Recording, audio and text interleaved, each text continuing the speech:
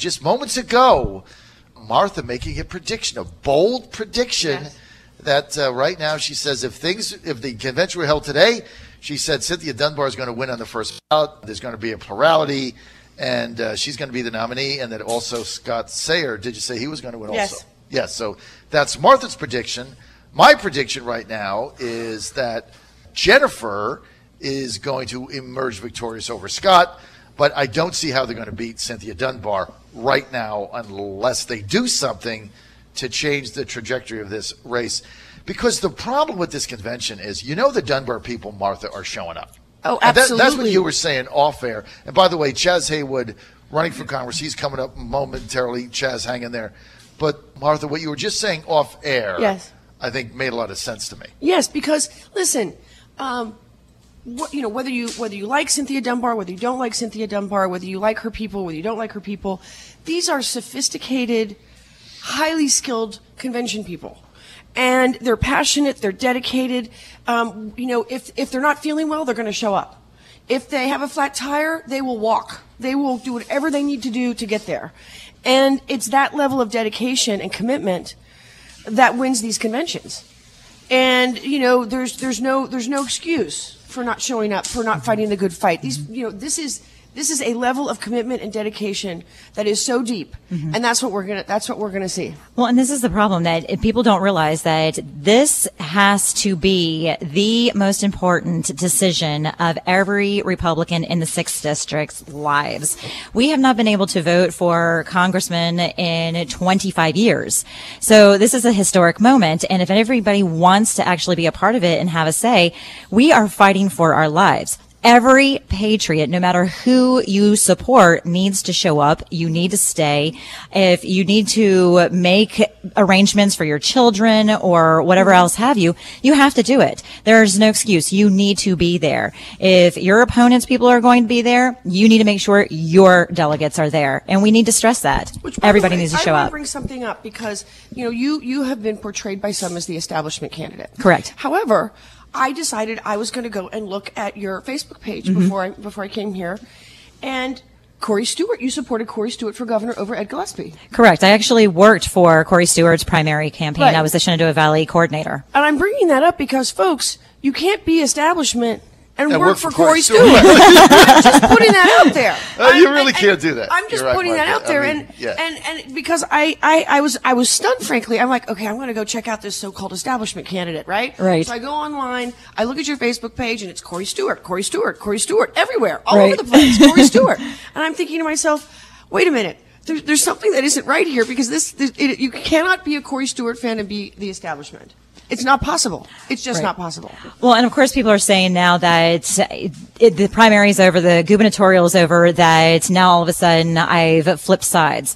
And that's the beauty of my campaign. I've not flipped sides. I've actually worked with all sides. If there is a side that you have to take, I'm not on any side. I'm in the middle. And like John said last night, I have the establishment helping me out and supporting me. I have the Corey supporters, some of them. There are some that are absolutely rabid that have decided that they're going to go against me, which is fine.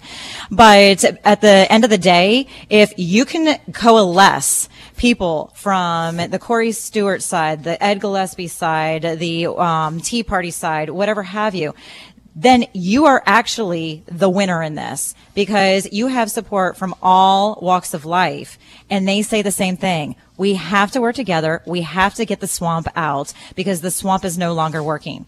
And even though Scott Sayer is always saying that we have to drain the swamp, he is the ultimate swamp monster. And he has created that swamp here in the 6th District just due to the fact that we have that rigging, we have the collusion, we have the corruption, and we have to stop it. So nobody wants that. Nobody on the Corey side wants that. Nobody on the establishment side wants that. And we just need to come together. Look, at the end of the day, the appeal for Corey Stewart amongst a lot of voters is that he's a fighter. Right? They know that he's not going to be afraid, like a bull in a china shop, to go in and bust things up. That's the appeal. They might not like his style. They might think he's too acidic. They might think he's too bombastic.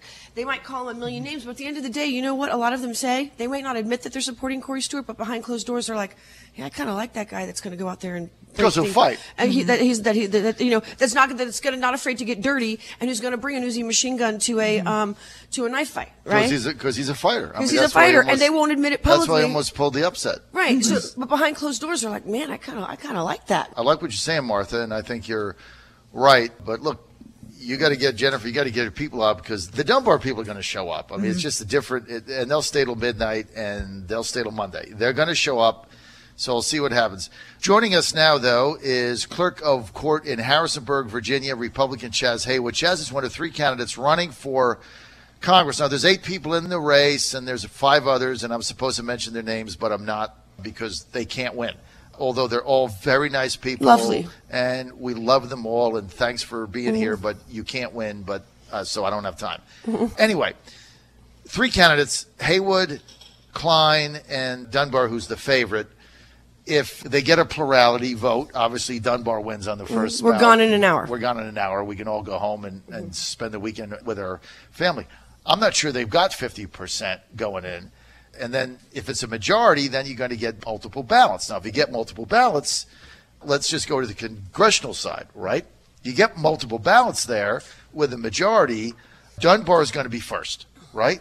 So it depends. If she gets 47%, even on a second ballot or third, Dunbar is going to be the nominee. It's just too many because her people ain't going anywhere. Now, if she gets 39% or 40 or 38.5%, then the second place finisher in that race, Haywood or Klein, I predict right now, if Dunbar gets under 40% on the first ballot, the person who finishes second is going to be the nominee, right? So in my view, and I'm going to get Haywood on in a minute, my view, and then we'll get everybody to weigh in after Chaz. My view is that Chaz Haywood is really running right now against Ben Klein. He's not running against Dunbar. Dunbar's got – these delegates are filed, right? There's nobody that you can get to show up. He's running against Klein because it's either – if you're anti-Dunbar, you're either going to settle on Haywood or you're going to settle on Klein, and whoever finishes a strong second is going to beat Dunbar if you can hold her under 42%. She gets to 45 on the first ballots. Second ballot, she'll win. It's just too many.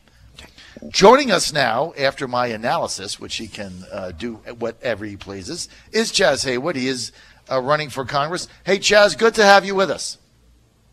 It was great to be with y'all last night down in Roanoke at Kevin and Nancy's house, which is always a treat for anybody who visits what was formerly known as Big Lick, Virginia, which is now Roanoke. I know, Roanoke, like Virginia. We went from Big Lick to Roanoke? To Rockledge. To Rockledge. I don't know how we got that. And now it's the swamp. Chaz, how are you going to win this race, bud? Well, I entered this race, you just hear people talking about the Constitution. You just hear people talking about what Patrick Henry said, and I'm telling you, but we all love the Constitution. Every time I'm with a group now, I say, hey, who doesn't love the Constitution? Folks, we're on the same side when it comes to the Constitution, but what we're doing right now is making sure we talk about real people and real issues, and that's agriculture, and that's our veterans like me who has served. You're here. It's our families, and that's what people want to know, how you're going to affect their lives. I'm a Chaz fan. I have not made any endorsements, but I got to tell you, Chaz, when I look at my candidates, I think to myself, is this a man or a woman I want to have sitting at my dinner table with my family? With my, my 91-year-old father, my nieces and my nephews, my husband, my extended family. Is this somebody I want to break bread with? Yeah, but is he going to fight for you? That's the question. I mean, at the end of the day, this convention is going to be this. What we really need to keep talking about is I'm in this because I'm doing what's right, and I'm making decisions based upon what's right, not what's popular. And a real leader steps out and does what's right every single time. It's kind of like last night. I mean, what a great opportunity to be down there with you on Jennifer Brown. Jennifer Brown will be a fantastic leader, and every single one of us, with all of the shenanigans that are going on in the 6th District, that we're all pointing out, should be out there and standing with Jennifer Brown because she's pledged to do it differently, and that's what needs to be done. So, That's what leadership is about. It's not always popular, but it's I'll doing grant you what's right. that. I mean, you've backed Jennifer, and you came to a rally last night, and you're not shy about it. Catherine Lewis did, and Ed Justo did. These are other candidates in this race. I mean, we believe that there needs to be things that are done right for the people of the 6th, not for just a small elitist group. So Ben Klein, he has not made an endorsement in the chairman's race, right? Correct. So basically what Ben Klein has said is, look, even though it's swampy and they're cheating and they're rigging and they're doing this, you know what? It's in my best interest to just stay out of it. Who really cares who wins that? I just want to go to Congress. It's in my diary or something. And so Ben Klein doesn't weigh in, and he just is going to let all this go because he might get another convention vote? I mean, what the hell kind of leadership is that? I'm just asking the question, I'm really Chaz. proud of the candidates in this race that are standing up again to do what's right. And we have several times come out as a group. We've stated that we would like an outside chair of this convention. We've come up and provided lists of folks from a lot of our campaigns to serve on committees that haven't been chosen for some odd reason. We have come together as a group, but when we come together as a group and provide a release, we also have to make sure that we don't make that about grandstanding about ourselves. What we should be doing is grandstanding on behalf of all these people who are going to come out to vote, that they have a vote, that they feel like they're participating, because perception is killing us as a party. Perception is hurting the 6th District. When I served as the vice chairman of the 6th District under Wendell Walker, back when Fred Anderson was around and great Trixie Averill of Roanoke, when I served, we had this big tent, and we always talk about this big tent, but what has happened is there's a group that if you don't agree with them, they will do all they can to push you out. And that's not how we should operate as Republicans. That is not who we are. But can I just say one thing? Look, I am all for kumbaya, and I love that. But this is a race for a congressional seat, a very important congressional seat, to fill very big shoes of Bob Goodlatte, a principled man with a servant's heart. And who loves Virginia and this country and loves the 6th District. This is a race to the finish line, and the kumbaya is fabulous. But at the end of the day, it's about, the candidates, they're running because they're running to win, right? Am I right? The candidates are running because they want to win, not because they want to, be able to say I ran for Congress. Look, I'm just very disappointed that Ben Klein, who's a conservative, has got a great conservative voting record in the House, and we've been aligned on a lot of stuff, and I consider him a friend.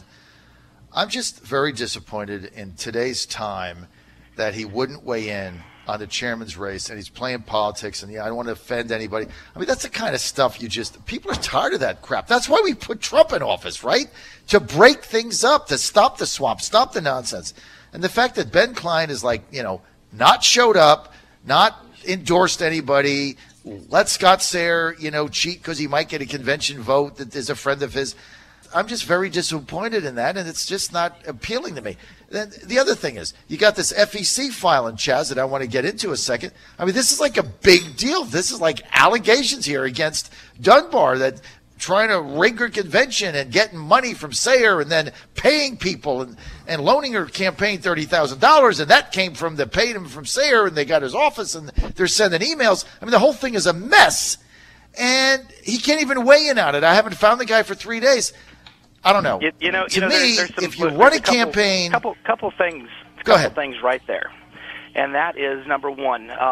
Look, I've known Ben a long time. I was so happy to have served with Congressman Bob Goodlatte, working for him many years ago when I first came to Virginia. And there is no one more honorable or a man who loves his country. I really don't think greater than him. He cares about America, and when Ben decided to talk about standing up to leadership, and proud of his vote of no, my issue is we do things differently because I believe you don't stand up to leadership. I believe you stand up and lead, and that's what we're missing in this whole thing. Whether it's supporting Jennifer Brown in her race, whether it's coming out and talking about the FEC matters. Look, we talk about Ben's legislative background, but the fact of the matter is, I've run an office. I've been elected and run a constitutional office as clerk of Rockingham County and the city of Harrisonburg. I know what it's like to make things more efficient for the people, more accessible for the people. I'm the candidate in this that has done that. But so this FEC investigation, what I really want to be careful of is now that the investigation is open, we need to let the legal side of it move forward. And we have to be really careful because, again, nation of laws we talk about a lot. So I think that there's some very serious allegations out there. I think everybody should be concerned, and we shouldn't just let it be swept under the rug. What in that allegation, Chaz, bothered you the most? Most likely anything that has to do with the exchange of funds that don't meet the guidelines as provided. I mean, there are accounts where you're required to put money in. Look, when I was on the 6th District, I was talking to a couple of folks that were there last night, Kathy Hayden, who works for Ben Klein. We were talking about when we served on the 6th District together. We've always known about the federal account. You're required by law to put federal money in the federal account. How do you mix that up? And certainly, if Ms. Dunn, anybody who's receiving money during or planning of any campaign, there's just simple reporting things. It's just being honest and upfront. Let's just report what we're doing with the funds or where we're getting the funds and move on, because honesty is what Americans deserve. That's what they're looking for. I was talking to my dad the other day. We used to trust people we elected. Trust. But what's happened to that? So, we definitely have an opportunity to get that back. Why should an undecided convention delegate vote for Chaz Haywood on May 19th in Harrisonburg? John, where we're connecting with people, and look, there are a lot of delegates that different campaigns have signed up. But as we continue to connect with them, it's shocking that a lot of these folks have no idea that it's a contested race. They've been misled somehow. But I will tell you, we continue to connect with them because I know the 6th. Look, my dad was a logger. My mom's I've said this before. My mom's from a little village in Alaska called the Nana. I worked up through. I put myself through college with the GI Bill, and as a cobbler, I worked just like most of these folks have for to have such a great life. When I talk about, we talk about dreamers, and look, I'm living the dream. And so I think where we win these folks is when they see that I am like them. I really, truly am like them. That I understand their struggles, that I understand where they come from and where they want to go. And look, 3 weeks ago, a lot of folks know my oldest daughter had a baby, finally. And so I'm a grandfather. And I care as much about, your kids and your grandkids as I do my own, and that is that opportunity, again, as we struggle to make America great, as we struggle to put America first, Martha, because she's absolutely right. It's our teachers, it's our military, it's our farmers. We are our priority, and I think that's what resonates with 6th District voters, is that I understand where they're coming from. I understand the walk that they walk, and I'm here to represent them and not myself for any other greater interest. I got 25 seconds. If you get elected to Congress, Chaz Haywood, are you going to back Trump's agenda and not waver? Well, here, the only person who came out when they first came out to announce their candidacy that mentioned President Trump was Chaz Haywood. And if you go to Chaz, C-H-A-Z, for Congress.com, and we spell F-O-R, ChazForCongress.com, you'll see that original announcement. I've talked about it from the beginning that we have a great opportunity as Americans and as Republicans to get things done, which is what the people want. We don't need more egos I'm out of time, We don't Chaz. need people with personal Chaz, agendas. I got to go. Absolutely. I got a hard stop. Thank you, Chaz Haywood. ChazForCongress.com. Chaz, thanks for being with us. Got to take off. Thank you, Chaz.